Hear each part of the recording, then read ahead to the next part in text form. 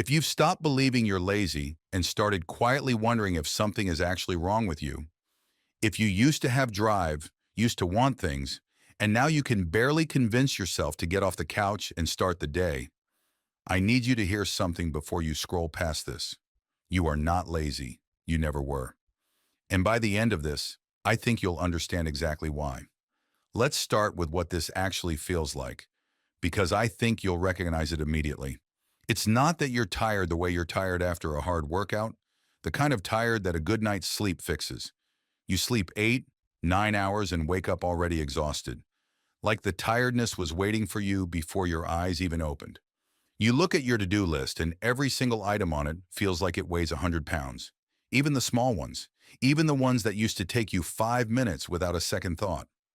You used to have things you wanted, a version of your life you were excited about, plans, ambitions, even small ones like learning something new or finally starting that project. And now most of that feels distant, almost like it belonged to someone else. And the cruelest part is what you tell yourself about it.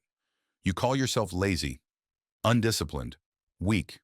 You compare yourself to people who seem to have endless energy and conclude that there's something fundamentally missing in you that everyone else got and you didn't.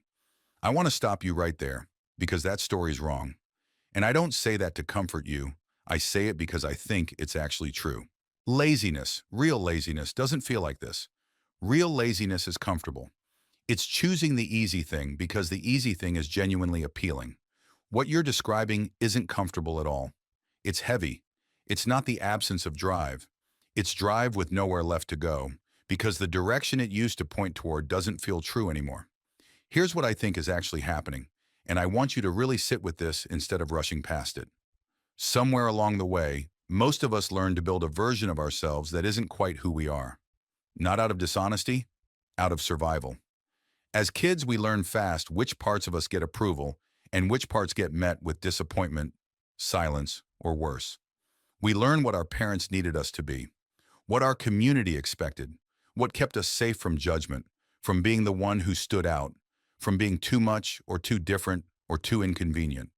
And so, piece by piece, most of us build a person, a persona, that fits the life we were handed instead of the life that was actually ours.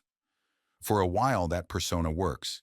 It gets you through school, gets you the approval, gets you the job everyone said you should want, the relationship that looked right on paper, the life that from the outside checks every box. And for a while, you can run on that. You can perform that version of yourself because performing feels like the only option you were ever given. But a persona takes energy to maintain. All the time. Every day. It's a low, constant hum of effort running underneath everything you do.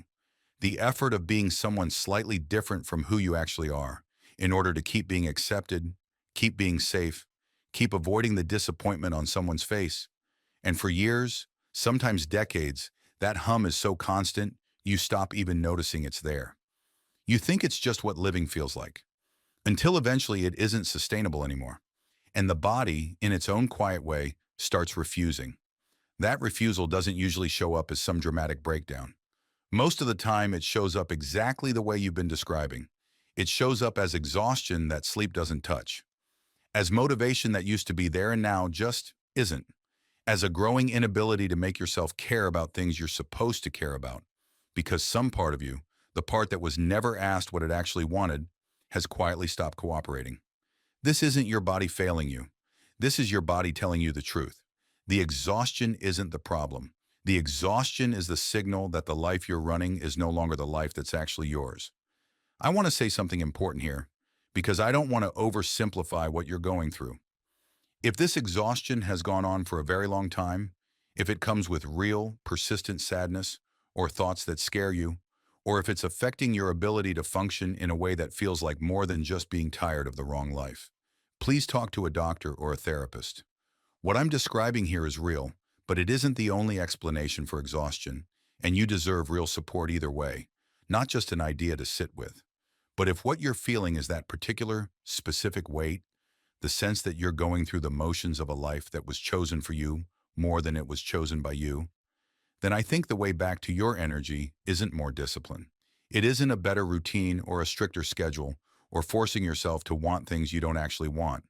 It's honesty, slow, unglamorous honesty with yourself about which parts of your life are actually yours and which parts you built to survive being someone else's expectations. Here's where I'd start if I were you. Start noticing the difference between I should want this and I actually want this. Not as a dramatic overhaul of your entire life overnight. That's not realistic and it's not necessary. Just start noticing. When you feel dread about something, ask yourself honestly, is this dread because the task is genuinely hard? Or is it dread because some part of you never wanted this in the first place and you've just never let yourself say that out loud, even to yourself? You don't have to burn your life down to start being honest. You just have to stop lying to yourself about the small things first. The hobby you keep doing because you started it years ago and feel obligated to finish, even though it stopped meaning anything to you. The career path you're on because it made your parents proud, even though some quieter version of you has been trying to get your attention about a completely different direction. The version of your personality you perform in certain rooms, with certain people, because the real you was met with too much disapproval too many times to keep showing up. Notice those places. You don't need to fix them all at once. You just need to start being honest with yourself about which ones are actually there. And here's what tends to happen when people start doing this. Slowly, over weeks and months. The exhaustion doesn't vanish overnight because that hum of effort took years to build and it takes time to quiet down. But something does start to shift. Small pockets of energy return. Not because you found a new productivity hack, but because you stopped spending so much of yourself pretending.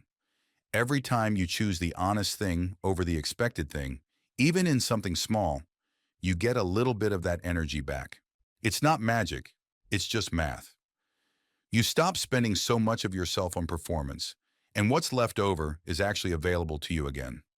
This is slow work.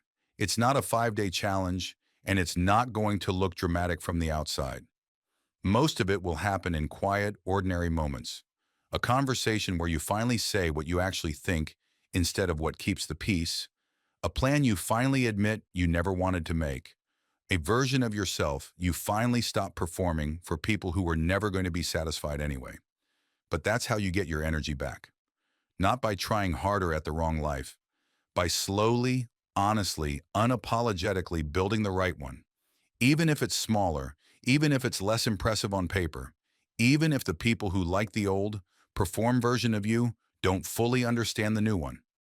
You were never lazy. You were exhausted from carrying a version of yourself that was never really you. And the moment you start setting that persona down, piece by piece, is the moment your energy starts coming home. If this describes something you've been going through, subscribe for more like this. Comment below and tell me one part of your life that feels like it was chosen for you instead of by you. Sometimes just naming it out loud is the first honest thing you'll have said about it in a long time. And if you know someone who's been calling themselves lazy when they're actually just exhausted from living the wrong life, send them this. They might need to hear it today.